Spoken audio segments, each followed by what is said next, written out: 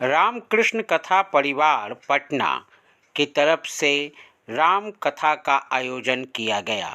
पटना बेउर के new area हरनी चक के पास पूज्य स्वामी प्रभजानंद शरण जी महाराज के पावन सानिध्य में राम कथा का भव्य आयोजन किया गया, जिसका उद्घाटन आचार्य सुदर्शन जी महाराज, जो तरेतपाली मठ के आचार्य हैं, कामेश्वर चौपाल पूर्व सदस्य एवं श्री राम जन्मभूमि न्यास समिति के सदस्य पटना द्वारा आज ये किया गया। आपको बताते चले कि कथा दिनांक 6 मार्च से 14 मार्च 2024 तक चलेगी, अर्थात 9 दिन तक ये कथा चलेगी। सभी भक्तजनों से निवेदन किया गया है रामकृष्ण कथा परिवार की ओर से कि भारी से भारी संख्या में पधार कर महाराज जी के ओजस्वी मधुर वाणी से भक्तिमय राम कथा का रसपान कर ज्ञानज्ञ का लाभ उठाएं एवं पुण्य के भागी बने।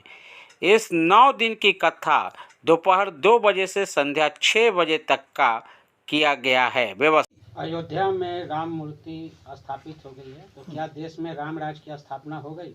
राम राज की स्थापना की अब बहुत तेजी से गति में बढ़ रही है और आप देख रहे हैं पूरा भारत राममय हो गया।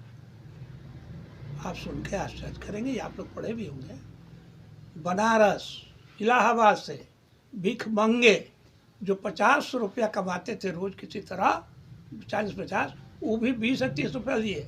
इसलिए राम जन्मभूमि ट्रस्ट ने उनमें से उन लोगों को भी आमंत्रित किया था। भिखारी बंधुओं को लोग कहते थे कि करोड़पति है, छड़पति आ रहे, नहीं, वो भिखारी भी वहाँ गए थे, निमंत्रण उनको मिला था, स्पेशल VIP गेस्ट बन के वो भी वहाँ गए थे। तो हम कैसे कहें कि राम राज यही ना राम राज है, और क्या है? हम भी बैठते हैं, आप भी बैठते हैं, सब एक साथ बैठते हैं। राम राज के रूप में जैसे ही हम उनके चरित्र को हम लाना शुरू करेंगे, वही राम राज आ जाएगा। राम कथा की आयोजन जीव ही नहीं, पूरे विश्व की कल्याणार्थ कथा होती है। सर्वे भवन्तु सुखिनः, सर्वे सन्तु निरामया, सर्वे भद्राणि पश्यन्तु मा कश्चित् दुःखभाग् भवेत्। राम कथा में नाम इसका है श्रीमद् भागवत महापुराण। राम के सहयोगी कर्ता भगवत भक्त भागवत होते हैं। भागवतों की कथा श्रवण करने के बाद भगवान का मुखो खुलास होता है, और जब भगवान का मुखो खुलास होता है तो भगवान की मुखार बिंद के द्वारा, इंद्रमयी चक्षु के द्वारा पूरे जीवों की कल्याण होती है।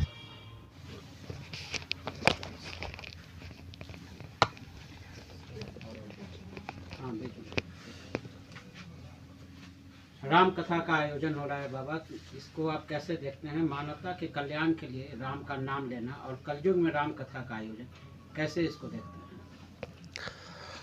वस्तुतः राम कथा का उद्देश्य ही है जो संसार में विकार, राग, रोष, हिंसा, प्रतिहिंसा, वैमनस्यता का भाव भरा हुआ है, उन समस्त विकारों को निकाल करके प्रभु के प्रति प्रेम की स्थापना करना, संसार के प्रति सेवा का भाव और भगवान के प्रति भक्ति का भाव हमारे हृदय में हो, इसी बात को रख करके कथा का आयोजन किया जा रहा है।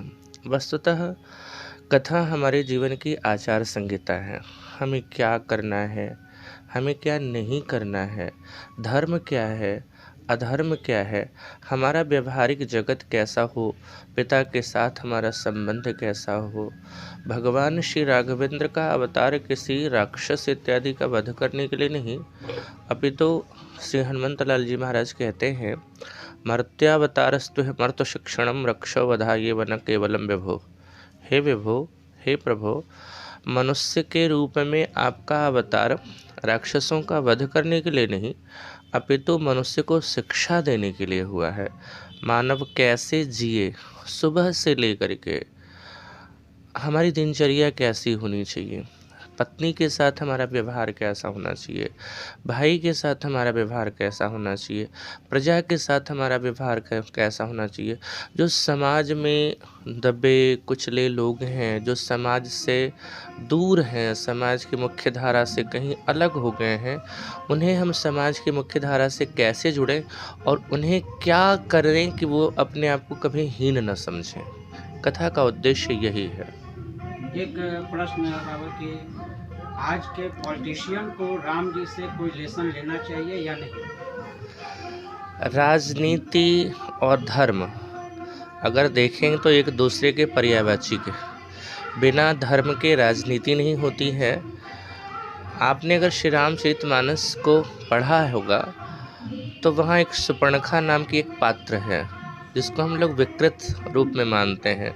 वो भी कहती है, राजनीति बिनु धन बिनु धर्मा, हरि ही समर्पे बिनु सत्कर्मा, विद्या बिनु विवेक उपजाए, श्रम ते किए पढ़े अरु पाए, संग ते जति कुमंत्र ते राजा। ये सब नाश हो जाते हैं अगर राज्य हो और धर्म न हो। सदैव भरत भैया जैसा त्यागी, अनुरागी, विद्वान वो कहते हैं कि चाहिए धर्मशील नर ना हो। जो राजा है उसे धर्मात्मा होना चाहिए। अगर राजा धर्मात्मा नहीं होगा तो प्रजा भी धर्मात्मा नहीं होगी। राक्षस अगर रावण बना तो क्यों बना? वो तो ब्राह्मण के वंश में पैदा हुआ, उसके कर्म ही ऐसे थे और उसने जब ऐसा किया तो उसकी प्रजा भी वही काम कर रही थी। राम ने क्या किया? क्षत्रिय वंश में और बहुत सारे अवतार हुए, क्षत्रिय वंश में बहुत पुरुषों ने जन्म लिया, लेकिन राम का ही नाम हम क्यों लेते हैं? हम राम राज्य की ही कल्पना क्यों करते हैं? अगर आप इतिहास उठा करके देखेंगे तो बहुत सुंदर व्यवस्था विक्रमादित्य की है। आज भी अगर हमारा चल रहा है संवत तो विक्रम संवत चल रहा है। विक्रमादित्य की व्यवस्था बहुत सुंदर व्यवस्था है। आप पढ़ेंगे इतिहास तो आपको सब ज्ञात होगा।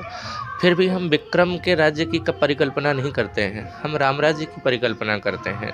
उसमें सीधी सी यही बात है कि सबको समानता का अधिकार, सबको समान शिक्षा का अधिकार, सबको अपनी बात कहने का अधिकार। और सबसे बड़ी मुख्य बात, राम ने जब सत्ता संभाली है तो उन्होंने एक शब्द प्रजा से कहा है कि अगर मैं भी गलत कुछ कर रहा हूँ तो मुझे भी रोक देना। और रोकना कैसे? डर का परित्याग करके। जो अनीति कछु भासौ भाई, तौ मोहि बरजेउ भय बिसराई। यानी इसमें शर्त लगी है, भय नहीं रहना चाहिए। समाज जिस समय भय मुक्त हो गया, समझ लो राम राज्य की स्थापना हो गई। अपना परिचय। अयोध्या से रामकथा वाचक प्रभंजनानंद शरण। वीडियो को लाइक करें, शेयर करें, सब्सक्राइब करें और तमाम तरह की खबरों से जुड़ने के लिए बेल आइकन को ज़रूर दबाएं। धन्यवाद।